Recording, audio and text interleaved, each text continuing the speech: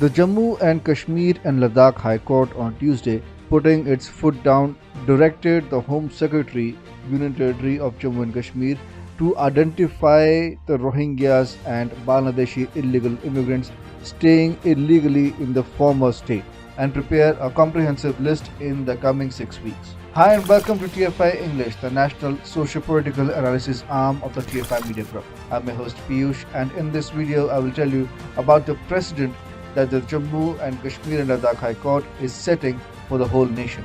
Let's begin.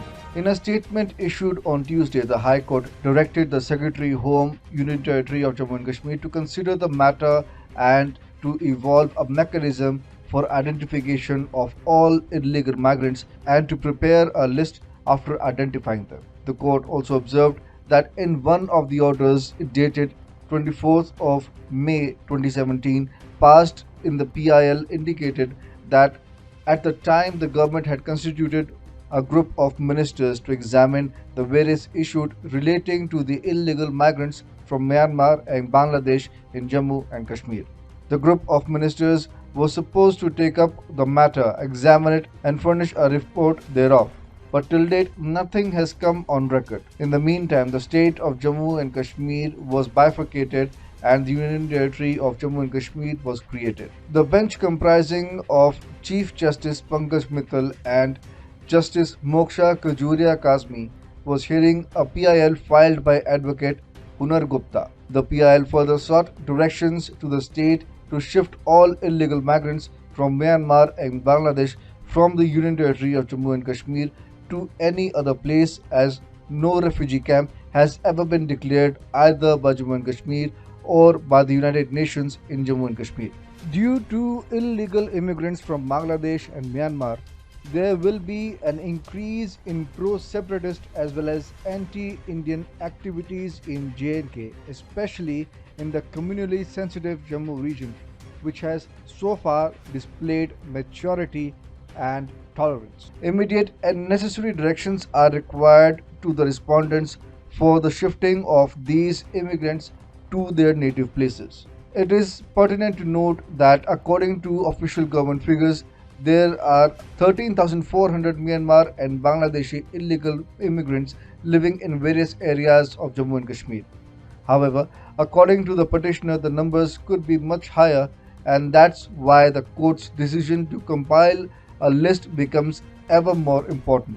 The next hearing in the case has been scheduled for July 15, 2022. The demographic takeover of Jammu and Kashmir has been the aim of successive Jammu and Kashmir governments for a long time, as they tried to do it through various legislative and executive decisions. Be it the Roshni Act or the liberal settlement of Rohingyas in the Jammu region, these decisions had only one aim: to make the region a Muslim majority area like Kashmir. The valley became Muslim dominated after the exodus of Kashmiri Pandits in the early 1990s. Aimed at conferring 20.55 canals of state land to the occupants, the Roshni Act was implemented in 2001 by Ghulam Nabi Azad, the then CM of the state. The act, as per the then government's claims, was aimed at generating resources for power projects and conferring proprietary rights to occupants of the state land, subject to payment of land cost fixed by the government. However, as later investigated and accused by lawyer Ankur Dharma, advocate and chairman of Ikjut Jammu, the Roshni Act was actually an attempt to change the demographics of the entire region of Jammu. According to Z News, 25,000 people were settled in Jammu under the provisions of this legislation, while only 5,000 were settled in Kashmir region of the erstwhile state.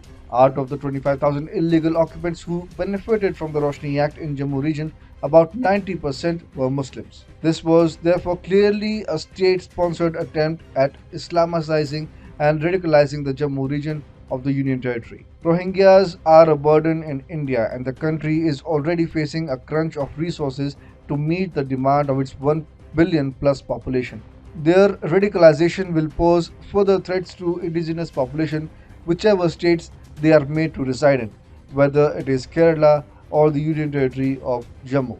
This is why Rohingyas must be deported to Myanmar as quickly as possible. The constitution makes it abundantly clear that India, as a sovereign nation, has the first and foremost constitutional obligation and duty towards its citizens, and to ensure that demographic and social structure of the country is not changed to its detriment. Deporting Rohingyas back is the only way to stop the demographic takeover of Jammu. The Modi government, in coordination with Union Territories Home Secretary, should work swiftly to furnish the list so that the court can take the prerequisite decision.